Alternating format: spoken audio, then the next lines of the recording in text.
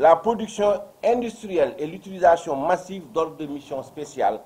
durant le scrutin. Rien que dans le département de Dakar, près de 7500 ordres de mission ont été utilisés et ont servi dans une entreprise de fraude sans précédent. Dans les communes de Dakar Plateau, de Yoff et des Parcelles Assainies, pour ne retenir que ces trois communes, plus de 3000 ordres de mission ont permis à des voltigeurs, des militants voltigeurs du parti au pouvoir, de voter plusieurs fois dans les bureaux où ils n'étaient pas régulièrement inscrits. En plus, et c'est ça qui est le plus grave, parce qu'effectivement, les ordres de mission sont prévus par l'article L69.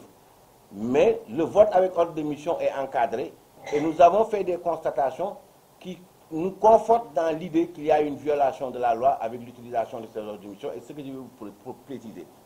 Car en plus de l'utilisation massive des ordres de mission, l'examen des procès-verbaux de dépouillement révèle la violation des alinéas 4 et 7 de l'article L69 du Code électoral relatif au vote hors bureau originel dans certains bureaux de certains centres de vote dans les communes de Biscuiterie, Grand Dakar, Hann Bel-Air, Patte d'Oie, Parcelles, Plateau et Yoff. En ce qui concerne la violation de l'alinéa 4 de l'article L69, il est d'abord constant que les ordres de mission sur la base desquels les personnes autres que les membres des bureaux de vote, les contrôleurs et superviseurs de la Sénat, les gouverneurs, préfets, sous-préfets ainsi que leurs adjoints sont autorisés à voter hors de leur bureau originel, ces ordres de mission-là n'ont pas été annexés au procès-verbal de dépouillement, alors que